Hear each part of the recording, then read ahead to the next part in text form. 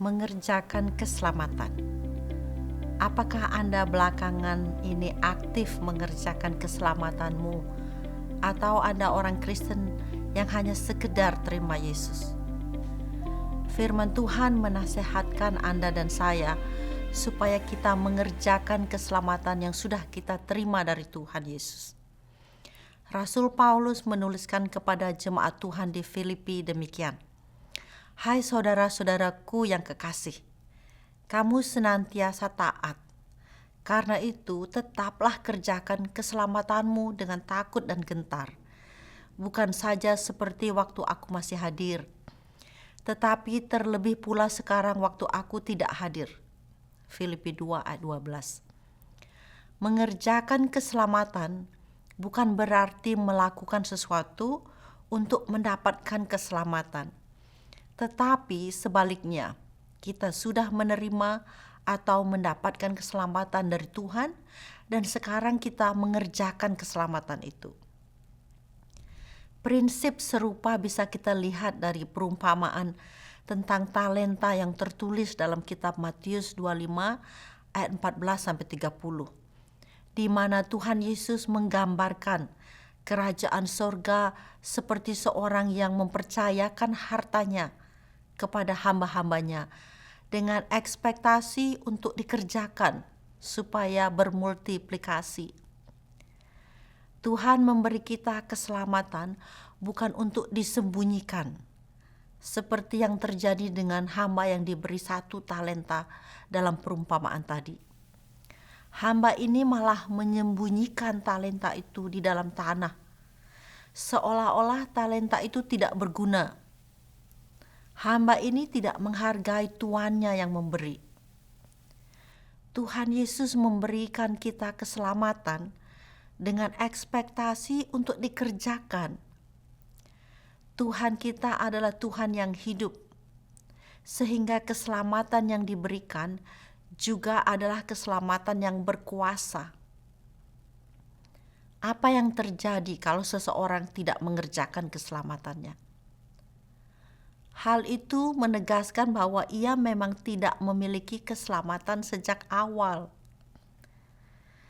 Pandangannya akan Tuhan salah. Perhatikan tuduhan hamba yang memiliki 1 talenta terhadap tuannya. Firman Tuhan berkata, kini datanglah juga hamba yang menerima 1 talenta itu dan berkata, Tuan, aku tahu bahwa Tuan adalah manusia yang kejam, yang menuai di tempat di mana Tuan tidak menabur, dan yang memungut dari tempat di mana Tuan tidak menanam.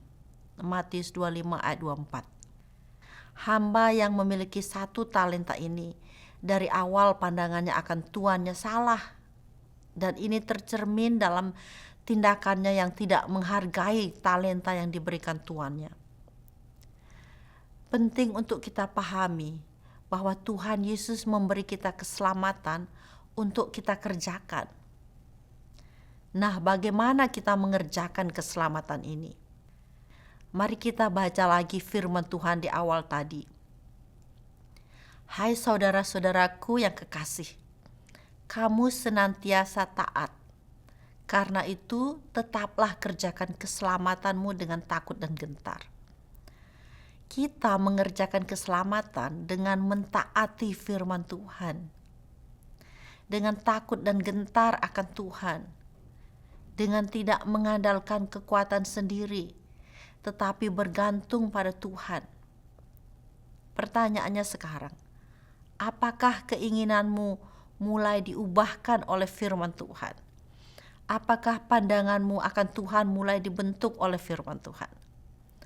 Kalau Anda memiliki kerinduan yang tulus untuk mentaati firman Tuhan, karena Anda menghargai Tuhan yang memberi, hal ini bagus, tetapi belum cukup.